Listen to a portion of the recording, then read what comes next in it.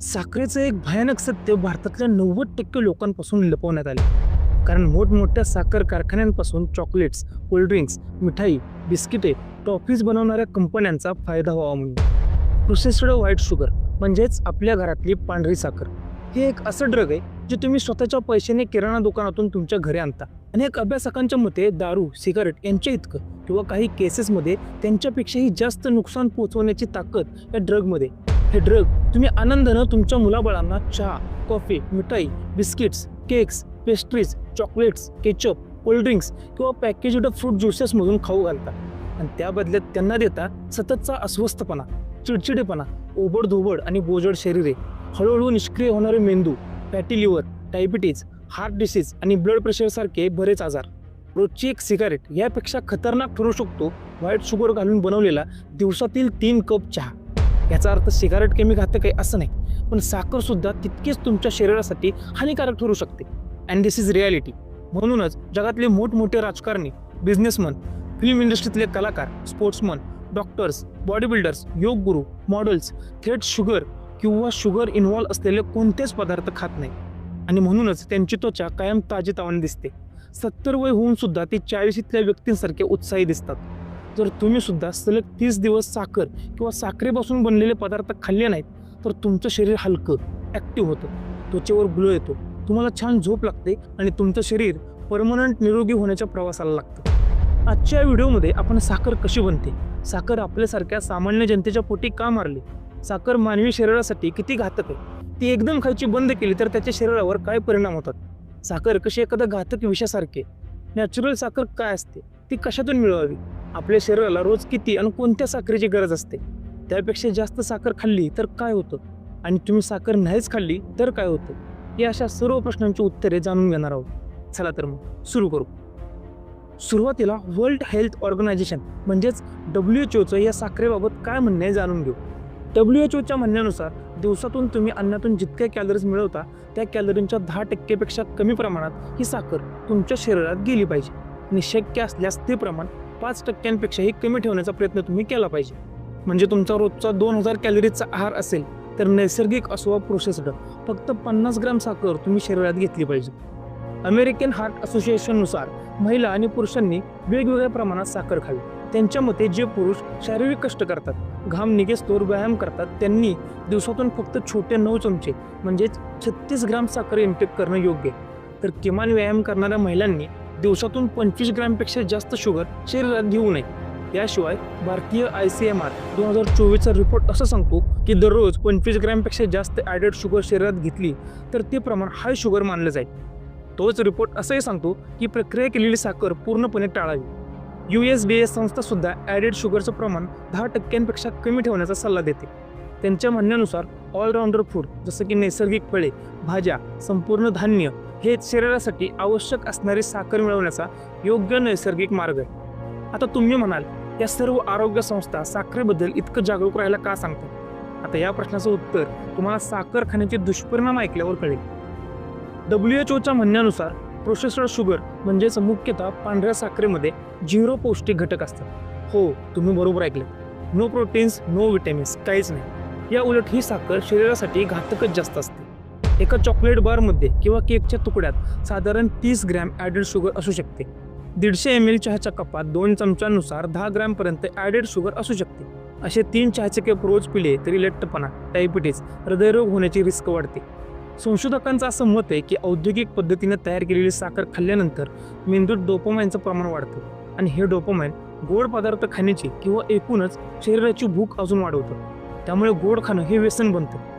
100 gram processed शुगरमध्ये 387 calories असतात आणि या खूप जास्त आहेत. तसंच यात 0 पोषक घटक असतात, त्यामुळे वजन वाढ ठरलेली असते.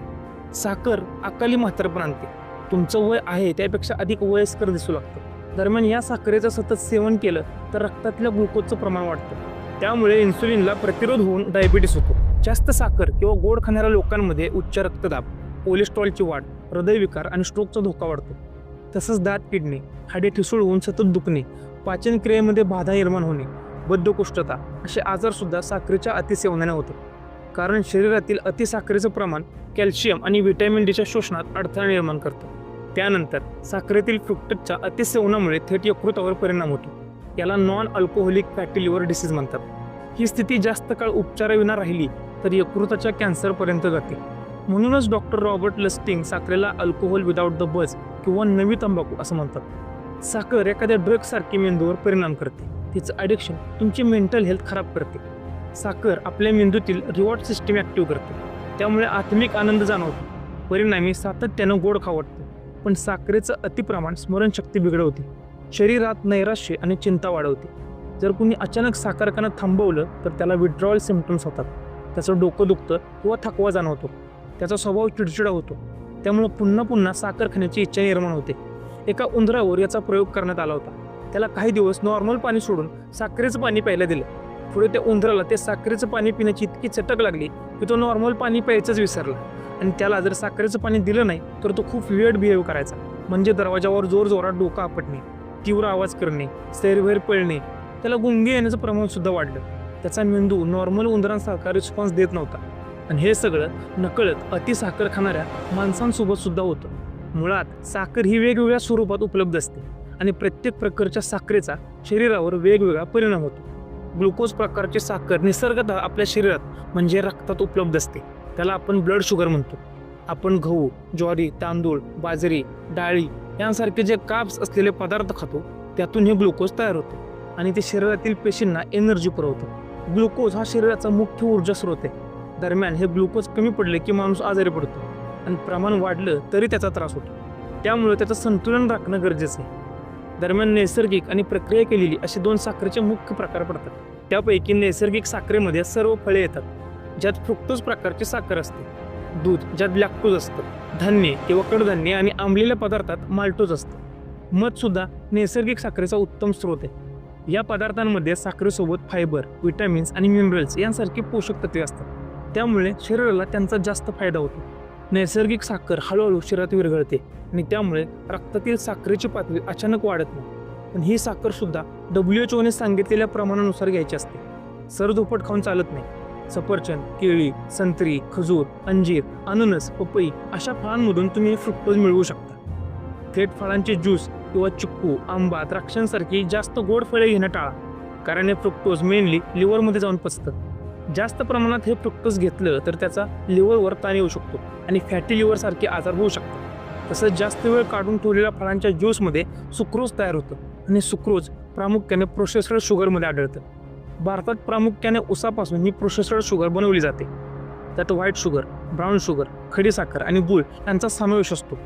या प्रक्रियेमध्ये साखरेतील नैसर्गिक पोषक तत्वे काढून टाकली जातात. त्यामुळे त्यामध्ये फक्त कॅलरीज उरतात. आता काही जण म्हणतात व्हाईट शुगरपेक्षा ब्राऊन शुगर किंवा गूळ चांगलं. पण थांबा, कॅलरीजचा विचार केला तर तिन्ही प्रकारच्या साखरेमध्ये जास्त फरक नसतो. प्रति 100 ग्रॅम व्हाईट शुगरमध्ये 387, ब्राऊन शुगरमध्ये 380 आणि गुळात 370च्या आसपास कॅलरीज असतात. फरक फक्त एवढाच की गुळामध्ये लोह, मॅग्नेशियम आणि पोटॅशियम यांसारखे खनिजे थोड्याफार प्रमाणात आढळतात. आणि ब्राऊन शुगर तर काय, व्हाईट शुगरमध्येच गुळाचा रस टाकून तयार केली जाते. त्यामुळं प्रोसेस्ड शुगरचे हे तिन्ही प्रकार अन्नातून टाळले तरी हरकत नाही. प्रोसेस्ड शुगर तयार करताना ऊसाचा रस काढून त्यात असलेला नैसर्गिक सुक्रोज विविध प्रक्रिया करून स्फटिक स्वरूपातल्या साखरेमध्ये रूपांतरित केला जातो. त्या प्रक्रियेत ऊस गाळण्यापासून रस शुद्धीकरण, बाष्पीभवन, स्फटिकीकरण, सेंट्रीफ्युजन, साखर सुकवणे आणि पॅकिंग हे टप्पे ठरलेले असतात. आधीच्या काळी ऊसाचा रस शुद्ध करताना चुन्याची निवळी आणि सल्फर डायऑक्साईड यांचा वापर केला जात होता. त्याद्वारे केमिकल रिॲक्शन करून रस शुद्ध केला जायचा. पण हे सल्फर डायऑक्साईड आरोग्य आणि पर्यावरणासाठी हानिकारक असल्यानं आता अनेक साखर कारखान्यांनी सल्फरमुक्त साखरेचं उत्पादन सुरू केले. या नव्या पद्धतीत सल्फरमुक्त साखर तयार करताना सल्फरऐवजी फॉस्फेटेशन म्हणजेच फॉस्फरिक ॲसिड व चुन्याची निवळी किंवा कार्बोनेशन म्हणजेच कार्बन डायऑक्साईड किंवा चुन्याची निवळी अशा पद्धती वापरल्या जातात. ही सल्फरमुक्त साखर तुलनेने अधिक शुद्ध, खाण्यासाठी सुरक्षित आणि पर्यावरणासाठी अनुकूल किंवा आंतरराष्ट्रीय बाजारपेठेत तिची मागणी जास्त असली तरी त्या शुगरमध्येही 0 पौष्टिक घटक असतात. त्यामुळे फक्त चरबी आणि स्ट्रेस वाढतो. सरासरी व्यक्तीसाठी रोज थोडी साखर महत्त्वाची असते, जी गव्हाची चपाती, ज्वारीची भाकरी, तांदळाचा भात, डाळी यांसारख्या पदार्थांमधून मिळते, कारण त्यांच्यातील साखरेचं स्टार्चमध्ये आणि स्टार्चचं पुढे ग्लुकोजमध्ये रूपांतरण होतं. तर दुधातील लॅक्टोज साखर शरीरातील ग्लुकोज आणि गॅलेक्टोजमध्ये रूपांतरित होते. त्याचाही नंतर पुढे ऊर्जेसाठी वापर केला जातो. आणि त्याविरुद्ध एका 350 मिलीच्या कोल्ड्रिंकमध्ये जवळपास 10 चमचे म्हणजे 40 ग्राम साखर असते. काही बॉटलमध्ये तर 80 ग्रामसुद्धा साखर पाहायला मिळते. यामुळे कोल्ड्रिंकचं एक कॅन तुमच्या दैनंदिन साखर सेवनाची मर्यादाच ओलांडतं. सॉस केचपमध्ये सुद्धा पॅकेटनुसार 50 ते 100 ग्राम साखर असते. तीच गत मिठाई, बिस्किटे किंवा चॉकलेटची आहे. ही लपलेली साखर चहा कॉफीतील साखरेपेक्षाही जास्त डेंजर असते. आता तुम्ही म्हणाल काही दिवस किंवा आपण महिनाभर साखरच नाही खाल्ली तर काय होईल? आता याबद्दल सुद्धा जाणून घेऊ. WHOने प्रमाण ठरवून दिलेल्या नैसर्गिक घटकांव्यतिरिक्त तुम्ही अचानक प्रक्रिया केलेली साखर खाणं बंद केलं तर सुरुवातीला म्हणजे किमान 2 ते 3 आठवडे त्रास होतो. कारण त्यावेळी आपलं शरीर डिटॉक्स मोडमध्ये जातं. शरीरातले सगळे घाण पदार्थ, साठलेली चरबी बाहेर पडू लागते. काही काळ डोकेदुखी, चिडचिडेपणा, अस्वस्थता येते. पण जर तुम्ही ठरवून साखर वर्ज्य केली तर 3 आठवड्यानंतर तुमचं शरीर आपोआप साखरेपासून लांब पळू लागतं. तुमच्या शरीराची ऊर्जा स्थिर राहते, थकवा कमी होतो, पचनक्रिया सुधारते, पोट फुगणं कमी होतं, रक्तातली साखर नियंत्रित राहते, त्वचेचा पोत सुधारतो, चेहऱ्यांवरील डाग कमी होतात, तेलकटपणा कमी होतो, झोप सुधारते, चिडचिडेपणा कमी होतो. साखर बंद केल्यावर शरीरातले सेरोटॉनिन आणि मेलाटॉनिन हे घटक संतुलनात येतात आणि गाढ झोप लागते. तुमचं वजन कमी होऊ लागतं, विशेषतः पोटावरील चरबी कमी होते. एका महिन्यात फक्त चालून आणि साखर बंद करून अनेकांनी 2 ते 4 किलोपर्यंत वजन कमी केलेलं आहे. डोळ्यांखालचे काळसर डाग कमी होतात, बाह्य जखम लवकर बरी होते. साखर बंद केल्यावर सूज आणि ॲलर्जीची लक्षणे कमी होतात. फक्त फळांमधील गोडवा सुद्धा पुरेसा वाटायला लागतो आणि सर्वात महत्त्वाचं म्हणजे तुमची इम्युनिटी सुधारते. साखर पांढऱ्या पेशींना कमजोर करते, विशेषतः व्हायरल इन्फेक्शनशी लढताना. पण साखर न घेतल्यामुळे शरीरात व्हिटॅमिन सी आणि अँटीऑक्सिडंटचा प्रभाव अधिक चांगल्या पद्धतीने होतो. म्हणूनच अभिनेता जॉन अब्राहम, अक्षय कुमारने गेल्या 25 वर्षांपासून ही प्रोसेस्ड शुगर खाल्लेली नाहीये. त्याचबरोबर कार्तिक आर्यन, ऋतिक रोशन, रणवीर सिंग, आलिया भट्ट, दीपिका पादुकोण, विराट कोहली, अनुष्का शर्मा, हेमा मालिनी, माधुरी दीक्षित, अनिल कपूर, रणवीर कपूर अशा कित्येकांनी त्यांच्या आहारातून पूर्णपणे साखर वर्ज्य केलेली. जपानच्या आहारातून ही साखर बऱ्यापैकी हद्दपार झालेली. परिणामी तेथील लोकांच्या जगण्याचं सरासरी वय वाढले. जपानमध्ये लठ्ठपणा आणि मधुमेहाचं प्रमाण खूपच कमी आहे. OECD संस्थेनुसार जपानमध्ये ओबेसिटी रेट फक्त 4%, जो जगातला सर्वात कमी. त्यांची त्वचा अधिक ग्लो करते. मेक्सिकोने कोल्ड्रिंक्सवर 10% अधिक वॅट वाढवल्यामुळे लोक पाणी खरेदी करणं प्रेफर करतात. चिली देशातील शाळांमध्ये साखरबाधित खाद्यवस्तू बॅन आहेत. तसंच तिथं हाय शुगर, सॉल्ट आणि फॅट असलेल्या पदार्थांवर ब्लॅक स्टॉप साइन टॅग लावावा लागतो. TV, रेडिओ आणि इंटरनेटवर अशा पदार्थांच्या जाहिरातीवर बंदी आहे. पण भारतात मात्र ही साखर थेट आणि वेगवेगळ्या पदार्थांमधून सर्रास विकली जाते.